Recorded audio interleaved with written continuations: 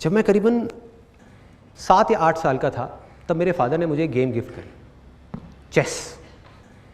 उसके बाद में मेरे सर पे ऐसा भूत सवार हुआ करीबन 7 या 8 साल के लिए, तब मेरी एज होगी करीबन 7-8 ईयर्स। उसके बाद में करीबन 14 से 15 साल की एज तक मैं डेली मिनिमम 2 से 3 घंटे चेस खेलता था, कभी अपने फादर के साथ, कभी अपने फ्रेंड्स के साथ में, और पागलों की तरह खेलते थे हम।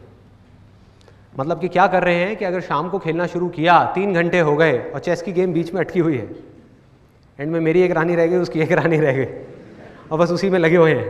या एक हाथी मेरा रह गया और एक राजा रह गया, उसका भी एक हाथी और एक राजा है, अब लड़ते रहो। तो क्या करते थे कि रात को 9 बज गए, उधर से मम्मी की डांट आनी शुरू हो गई कि बेटा सो जा, कल स्कूल जाना है, ये है वो है, उधर से डांट पड़ रही है। तो बड़े ध्यान से हम उस चेस को गेम को उठाते थे और ले जा करके एक जगह पे रखते थे, और अगले दिन स्कूल से आने के बाद में 4 बजे वापस से उसी लेवल से वापस से गेम शुरू। उस टाइम पे जो चेस खेल रहा था, देखा जाए तो क्या है, उसकी क्या इंपॉर्टेंस है आज की डेट में हमारी सोसाइटी में? इंपॉर्टेंस किस चीज़ की है? किस चीज़ की है कि आपको IIT में एडमिशन मिल जाए, IIMs में एडमिशन मिल जाए, आप पढ़ाई में टॉप कर जाओ, आप ये कर जाओ, वो कर जाओ। आप किसी को बोलोगे भैया अपने बच्चे को जाकर के चेस खिलाओ, उसकी ज़िंदगी बदल जाएगी, लोग हंसेंगे, उन्हें ये क्या बोल रहे हैं, पागल है क्या? लेकिन मैं आपको बिल्कुल सच बोल रहा हूं, बिना किसी फिल्टर के, बिना किसी लेयर के, कि हुआ क्या, ये चेस को खेल खेल करके कि जहां स्कूल में मैं अपने ध्यान को 5 मिनट के लिए भी एक क्लास में नहीं रोक पा रहा था, मतलब 90% से ज़्यादा क्लासेस में नहीं रोक पा रहा था, 10% क्लासेस ऐसी थी जहां पर ध्यान रुकता था, कुछ अच्छे थे, कुछ अच्छी क्लासेस भी थी। तो उसके बाद में क्या हुआ कि यहाँ पे चेस खेलते खेलते बाय डिफॉल्ट एफर्टलेसली खेल खेल में ऑब्जर्वेशन पावर्स अपने आप ही बढ़ गए। मतलब आप नहीं भी चाहोगे तो आपको अपने ध्यान को उस गेम में 2 घंटे तक, 3 घंटे तक, 4 घंटे तक लगा करके रखना ही पड़ेगा अगर आपको खेलना है तो। कोई दूसरा ऑप्शन ही नहीं है। यह नहीं हो सकता कि आप सामने किसी के साथ में खेल रहे हो और माइंड में कुछ और सोच रहे हो, नॉट पॉसिबल। तो उससे क्या हुआ, ऑब्जर्वेशन पावर्स बढ़ी। दूसरी चीज क्या बढ़ी, चेस एक ऐसी गेम है जिसके अंदर both the sides of our brain, मतलब कि right brain as well as left brain, दोनों का काम पूरे तरीके से होता है।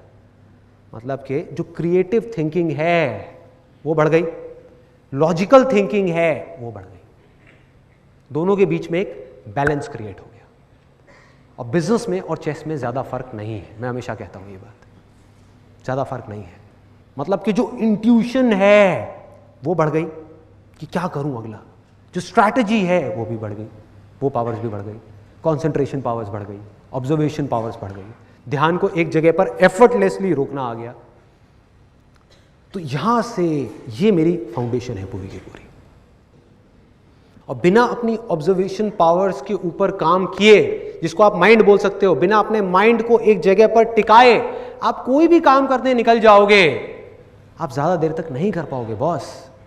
एक काम करोगे, एक फेलियर आया फिर हिल जाओगे, कोई प्रॉब्लम आई फिर घबरा जाओगे, कोई चीज सीखने जाओगे एकदम माइंड कहीं और भागने लग जाएगा। अपने माइंड को पूरी तरह से एक जगह पर रखना है, और बड़ी से बड़ी मुश्किल आ रही है उसको बिना डर के फेस करना है। ये चीजें कहां से आएंगी, जब तक बॉडी, माइंड और सोल इन तीनों का इंटीग्रेशन नहीं होगा, ये तीनों एक साथ काम नहीं करेंगे। आज जो हो रहा है हमारी सोसाइटी के अंदर की फिजिकल एक्टिविटी धीरे धीरे बंद होती जा रही है। टीवी, इंटरनेट, कंप्यूटर, मोबाइल, खेलना धीरे धीरे कम होता चला जा रहा है। इससे होगा क्या कि लाइफ में अगर कभी इन बच्चों को फिजिकली एक्सर्शन वाला कोई काम करना पड़ गया, क्या ये कर पाएंगे? नहीं कर पाएंगे। मतलब मेरी लाइफ की एक ऐसी स्टेज थी जब दिन में मिनिमम मैं 16 से 17 घंटे काम करता था, जब नया नया फोटोग्राफी का कोर्स किया था। निकला हुआ हूँ, 6 बजे घर से निकल गया, रात को 12 बजे घर में घुस रहा हूँ, 10 बजे घर में घुस रहा हूँ, 11 बजे घर में घुस रहा हूँ, लगा हुआ हूँ, 4 किलो का कैमरा उठाया हुआ है, कभी यहाँ कभी वहाँ, कोई थकान नहीं। आप ये कह सकते हो कि दर्दें थी, थकान नहीं थी, क्योंकि आदत थी भाई।